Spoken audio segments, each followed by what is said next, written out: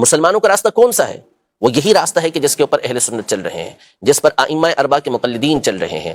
وہ راستہ نہیں ہے کہ جس پر جہلا چل رہے ہوں، وہ راستہ نہیں ہے کہ جس کے اندر بزرگوں کی توہین ہو رہی ہو، وہ راستہ نہیں ہے کہ جس میں صحابہ و اہل بیت کو جو ہے وہ 2 ٹکے کا نعوذ باللہ قرار دیا جا رہا ہو، جس میں جو ہے وہ نبی پاک صلی اللہ تعالیٰ علیہ وآلہ وسلم کی ذات کے حوالے سے گفتگو کی جا رہی ہو۔ یہ کون سا راستہ ہے؟ یہ بزرگوں کا راستہ کب سے بن گیا؟ ہرگز ایسا نہیں ہے۔ اعلیٰ حضرت پر ہماری آنکھیں بند ہیں، اس کا کیا مطلب ہے؟ اعلیٰ حضرت امام اہل سنت رحمۃ اللہ تعالیٰ علیہ یہ وہ ہستی ہیں کہ جنہوں نے اس زمانے کے اندر، جب کہ بر صغیر پاک و ہند کے اندر ہر طرف ایک طوفان بدتمیزی برپا تھا، اور اللہ کی ذات پر، اللہ پاک کی ذات پر، نبی پاک صلی اللہ علیہ وسلم کی ذات پر طرح طرح سے حملے کیے جا رہے تھے، تو آپ رحمۃ اللہ تعالیٰ علیہ ان علماء کے سرخیل تھے، ان علماء کے قائد تھے کہ جنہوں نے ان فتنوں کا زبردست مقابلہ کیا، اور اس انداز میں دین اسلام کی تشریح کو، جو حقیقی تشریح تھی، وہی دین اسلام کے جو نبی پاک صلی اللہ علیہ وسلم لے کر آئے اور صحابہ کے ذریعے ہم تک پہنچا، اس کو آپ نے بالکل واضح کر کے ہمارے سامنے رکھا، اور جو باتیں دین کے اندر شامل کرنے کی کوشش کی جا رہی تھیں، جو غلط عقائد، جو غلط نظریات دین کے اندر شامل کرنے کی کوشش کی جا رہی تھی، اولیاء پر، صحابہ پر، اہل بیت پر، انبیاء پر، حتیٰ کہ اللہ کی ذات پر جو اعتراضات کیے جا رہے تھے، ان کے بارے میں جس طرح کے غلط نظریات اور عقائد کو بیان کیا جا رہا تھا، ان تمام نظریات اور عقائد کا دلائل کے ساتھ آپ نے رد کیا۔ تو بالکل واضح طور پر اسلام کی صحیح تصویر کو امام اہل سنت الشاہ امام احمد رضا خان رحمۃ اللہ تعالیٰ علیہ نے ہمارے سامنے پیش کیا۔ آپ نے کوئی نئی بات بیان نہیں کی، یعنی ایسی نہیں کہ جو ایسی صحابہ نہیں یا کہ جو آپ نے جو ہے اپنے طور پہ بیان کی ہو، اپنے انداز میں وہی باتیں کہ جو دین اسلام کی صحیح تشریح ہمیشہ سے علماء کرتے ہوئے آ رہے ہیں، اسی بات کو آپ نے بیان کیا، اور آپ کی ان تعلیمات کو، جو تعلیمات آپ بیان کرتے رہے، جو چیزیں آپ بیان کرتے رہے، اس کو اس زمانے کے علماء نے بھی اور بعد کے علماء نے بھی تسلیم کیا۔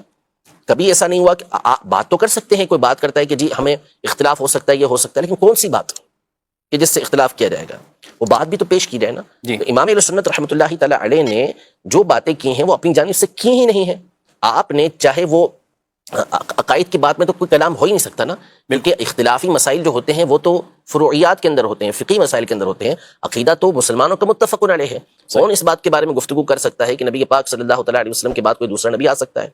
تو جب اعلیٰ حضرت کے سامنے یہ بات کی گئی اور اس زمانے کے اندر یہ فتنہ برپا کیا گیا کہ نبی پاک صلی اللہ علیہ وسلم کے بعد کوئی دوسرا نبی آ جائے تو نبی نبوت کے اوپر کوئی فرق نہیں پڑے گا، ختم نبوت پہ کوئی فرق نہیں پڑے گا، آ جاتا ہے، یعنی امکان کی بات کی گئی، تو امام اہل سنت رحمۃ اللہ تعالیٰ علیہ نے اور دوسرے علماء نے دلائل کے دریا بہا دیے، تو اس سے کوئی انکار کر سکتا ہے؟ ہرگز نہیں کر سکتا۔ جو ختم نبوت کے حوالے سے یہ گفتگو بھی کرے کہ نبی پاک صلی اللہ علیہ وسلم کے بعد کسی دوسرے نبی کا آنا ممکن ہے، تو پھر اس صورت میں ظاہر ہے کہ مسلمان متفق ہو کر اس کا رد کریں گے، اس کو کفر قرار دیں گے، تو اس میں کیا اختلاف ہو؟ یعنی یہاں امکان بھی نہیں ہے۔ امکان بھی نہیں۔ اسی طرح اللہ پاک کے لیے جھوٹ کو ماننا، اللہ پاک کی طرف جھوٹ کی نسبت کرنا، تو اب اگر کسی بھی مسلمان کے سامنے یہ بات کی جائے گی تو اس کا رد ہی کرے گا نا، اس کا جواب ہی دے گا، تو اس میں کس کا اختلاف ہو سکتا ہے؟ اسی طرح نعوذ باللہ کوئی شیطان اور ملک الموت کے علم کو نبی پاک صلی اللہ علیہ وسلم کے علم سے بڑھ کر بتائے، تو کون سا مسلمان اور خاص طور پہ کون سا عالم ہوگا جو اس کو کفر قرار نہیں دے گا؟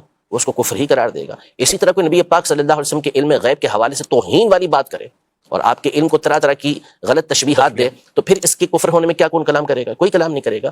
تو آپ رحمۃ اللہ تعالیٰ علیہ نے جو دین کے اوپر باتیں اس طرح کی آ رہی تھیں، اس کی جامع تشریح کر کے ان چیزوں کا رد کیا۔ اسی کو مسلک اعلیٰ حضرت کہتے ہیں۔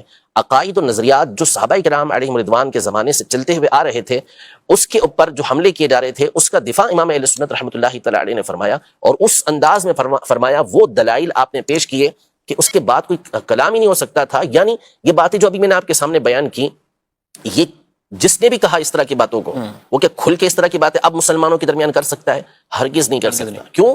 اس لیے نہیں کر سکتا کہ علماء نے، بالخصوص امام اہل سنت رحمۃ اللہ تعالیٰ علیہ نے، اس کا اس انداز میں رد کر دیا کہ اب چھاپنے کی بجائے چھپانا ضروری ہو گیا۔ ٹھیک ہے، ورنہ اگر یہ رد نہ کیا جاتا تو چھپانے کی بجائے چھاپا جاتا۔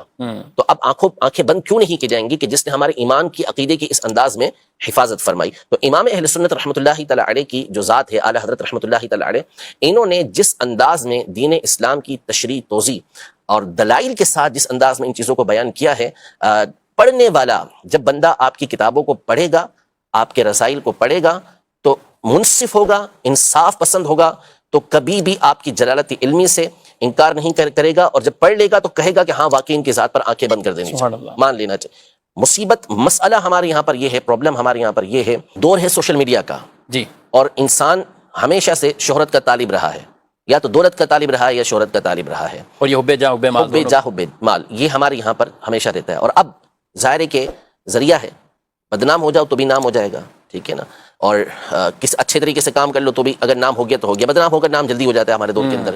تو اس لیے لوگ اس طرح کی باتیں کرنا یہ شروع کر دیتے ہیں. کوئی کسی کے خلاف بولنا شروع کر دیتا ہے، نعوذ باللہ کوئی صحابہ کے بارے میں گفتگو کر رہا ہے، تو کوئی اہل بیت اطہار کے بارے میں گفتگو کر رہا ہے، نعوذ باللہ کوئی سیدنا صدیق اکبر رضی اللہ عنہ کے خلاف گفتگو کر رہا ہے، تو کوئی سیدنا علی المرتضیٰ کرم اللہ تعالی وجہہ الکریم کے خلاف باتیں کر رہا ہے. تو یہ جو تصورات، یہ خیالات جو ہیں یہ جاہلوں کے ہیں، جو اجہل قسم کے لوگ ہیں، جنہوں نے کبھی کسی استاد کے سامنے زانو تلمس طے ہی نہیں کیا، کبھی وہ بیٹھے ہی نہیں کسی استاد کے سامنے. باقاعدہ جو سلسلہ چلتا ہوا آتا ہے پڑھنے کا، ہر فن کا، ہر معاملے کا کیا ہوتا ہے کہ باقاعدہ علم حاصل کیا جاتا ہے، اور پھر اس علم کے افراد اس میں گفتگو کرتے ہیں تو اس کی بات کو اتھینٹک مانا جاتا ہے. یعنی اگر ڈاکٹر جو ہے وہ بغیر پڑھے ڈاکٹروں سے گفتگو کرنا شروع کر دے، یعنی ڈاکٹر ہو ہی نہ سرے سے، خود اپنے طور پہ کچھ پڑھ لیا میڈیکل، تو پھر اس صورت میں کیا اس کی بات کو مانا جائے گا؟ اس کی سنیں گے بھی نہیں. مسئلہ یہ نا سب سے بڑا کہ آپ کو ڈاکٹری پڑھنی ہے، آپ کس سے پڑھیں گے؟ میڈیکل پڑھنا ہے، میڈیکل میں داخلہ لینا ہے آپ کو، تو آپ کس سے کہاں داخلہ لیں گے؟ جو بھی اسی فن کے اگر بالفرض ہمارے دور کی بات کریں ہم، تو ہمارے دور میں چونکہ مدارس کے اندر عمومی طور پہ دینی تعلیم دی جاتی ہے، صحیح، کوئی بھی ڈاکٹری کی تعلیم حاصل کرنے کے لیے کسی جامعہ میں نہیں جائے گا، ہاں مدرسے میں نہیں جائے گا، ٹھیک ہے، وہ کہاں جائے گا؟ میڈیکل کالج کے اندر جائے گا. ٹھیک ہے. کسی کو انجینئرنگ پڑھنی ہے وہ میڈیکل کالج میں نہیں جائے گا، وہ انجینئرنگ کالج کے اندر ہی جائے گا، وہاں جا کے وہ تعلیم حاصل کرے گا. فزکس پڑھنا ہے، فزکس کے استاد سے پڑھے گا، ٹھیک ہے، وہ اس کو بایولوجی کے استاد سے نہیں پڑھے گا. میتھ پڑھنا ہے، میتھ کے استاد سے پڑھے گا. تو ہر چیز، اگر مثال کے طور پہ آپ کا بیٹا جو ہے وہ کہتا ہے کہ ابو مجھے جو ہے وہ انگلش پڑھنی ہے، تو آپ اسے سب سے بڑے اردو دان کے پاس بھیج دیں کہ وجہ اس سے جا کے انگلش پڑھ لو، بھلے اس کو انگلش نہیں آتی. ظاہر نہیں ہوگا نا، ظاہر سی بات ہے. آپ کو اردو میں بہترین جو ہے وہ ادب سیکھنا، اردو کا ادب، آپ اس کو جو ہے وہ کسی انگریز کے پاس بھیج دیں کہ اس سے جا کے اردو ادب سیکھ لو، تو کس سے ہوگا؟ تو اسی طرح جو دین ہے وہ دین کس سے سیکھا جائے گا؟ صحیح. دین کا علم بھی آپ اسی سے حاصل کریں گے نا جو اس کا ایکسپرٹ ہو، جس نے اس کی تعلیم حاصل کی ہو. اب جس کو الف سے بے دین کی آتی نہیں، جس کو عربی عبارت تک پڑھنا آتی نہیں، وہ کہ میں قرآن و حدیث کو خود سمجھ سکتا ہوں، کتنا بڑا ظلم ہے. یعنی امام اعظم ابو حنیفہ رحمۃ اللہ تعالی علیہ، امام شافعی رحمۃ اللہ تعالی علیہ، امام شافعی نے 10 سال قبیلہ حذیل کے اندر گزارے، جو عرب کا فصیح ترین قبیلہ تھا. کس لیے گزارے؟ تاکہ عربی زبان کے اندر ایسی خود عربی ہیں، ایسی مہارت حاصل کر لیں کہ قرآن و حدیث کو صحیح طریقے سے سمجھ سکیں، جو اس کے معانی اور مفاہیم اس کو صحیح طریقے سے سمجھ سکیں. پھر اس کے بعد ان کی خدا داد ذہانت اپنی جگہ پر، اور علم دین کے لیے الگ تگ و دو اپنی جگہ پر. اب کوئی شخص آتا ہے جس نے کبھی پڑھا ہی نہیں ہے، آ کے وہ کہتا ہے کہ جس طرح میں نے قرآن کو سمجھا اس طرح تو امام شافعی بھی نہیں سمجھا. پھر کیسے کہیں گے اس بات کو؟ کیسے تسلیم کریں گے آپ کی بات؟ یعنی آپ بڑے بڑے جو فلاسفر ہیں ان کے مقابلے میں آپ ہماری بات کو تسلیم نہیں کریں گے. اگر ہم کوئی حکمت والی بات کہیں تو نہیں، اس کی بات معتبر ہے زیادہ. وائی؟ کیوں؟ اس لیے کہ وہ اس کا فن ہے، آپ اس کی بات کو تسلیم کر رہے ہیں، ہماری بات کو تسلیم نہیں کریں گے. کیوں؟ اس لیے کہ آپ کا یہ کام نہیں ہے. میں میڈیکل کی بات، میں میڈیکل کی کوئی بات آپ کو بتا دوں، میں ڈاکٹری کی کوئی بات آپ کو بتا دوں، انجینئرنگ کی کوئی بات آپ کو بتا دوں، جو میں نے اس کتاب سے پڑھ لی، اس کتاب سے پڑھ لی، تو میری بات تسلیم نہیں ہے. اس کی بات کیوں تسلیم ہے؟ اگر میں نے ابتدائی تعلیم حاصل کر لی چلے اس کی میڈیکل کی، تو بھی میری بات ویسی معتبر نہیں جیسے کہ 50 سال پرانے ڈاکٹر کی بات معتبر ہے. کیوں؟ اس لیے کہ اس کا تجربہ ہو چکا، وہ مجھ سے زیادہ پڑھ چکا. لیکن جہاں دین کی بات آتی ہے تو ہماری آنکھیں پتہ نہیں بند ہونے کی بجائے اور زیادہ عجیب سی ہو جاتی ہیں. تو اس لیے جو اسلاف ہیں، بزرگان دین ہیں، یہ پورا ٹاپک ہے. اگر میں اس پر گفتگو کرنا چاہوں کہ متقدمین اور متاخرین کے علم کے درمیان کیسا فرق ہے، تو اس پر علماء کی 50 نصوص موجود ہیں کہ متقدمین یعنی پرانے علماء کے جو علمی رسوخ ہوتا تھا، ان کی مضبوطی ہوتی تھی، وہ اس قدر زیادہ ہے کہ امام ذہبی رحمۃ اللہ تعالی علیہ جیسی ہستی نے فرمایا کہ جب آپ نے ابو بکر الاسماعیلی رحمۃ اللہ تعالی کی کتاب کا مطالعہ کیا، مسند فاروق کا، تو آپ نے فرمایا میں نے جان لیا کہ متاخرین متقدمین کے حفظ کے برابر پہنچ ہی نہیں سکتے. ایسے کئی نصوص علماء کی موجود ہیں. تو اس لیے ہمیشہ اپنے بزرگوں کا دامن تھام کے رکھیں، اسلاف کا دامن تھام کے رکھیں. ہمیں کہا گیا اہدنا الصراط المستقیم، ہمیں سیدھے راستے پر چلا. صراط الذین انعمت علیہم، راستہ ان کا جس پر تو نے انعام کیا، اور وہ انبیاء، شہداء، صدیقین، صالحین، نیک لوگ ہیں، پارسا لوگ ہیں. ہمیشہ اس کے راستے کو اختیار کریں. فرمایا ومن یتبع غیر سبیل المؤمنین نولہ ما تولی ونصلہ جہنم، کہ جو مسلمانوں کے راستے کے علاوہ کوئی اور راستہ اختیار کرے گا، ہم اس کو اسی طرف پھیر دیں گے اور اس کو جہنم کے اندر داخل کر دیں گے. تو مسلمانوں کا راستہ کون سا ہے؟ وہ یہی راستہ ہے کہ جس کے اوپر اہل سنت چل رہے ہیں، جس پر ائمہ اربعہ کے مقلدین چل رہے ہیں.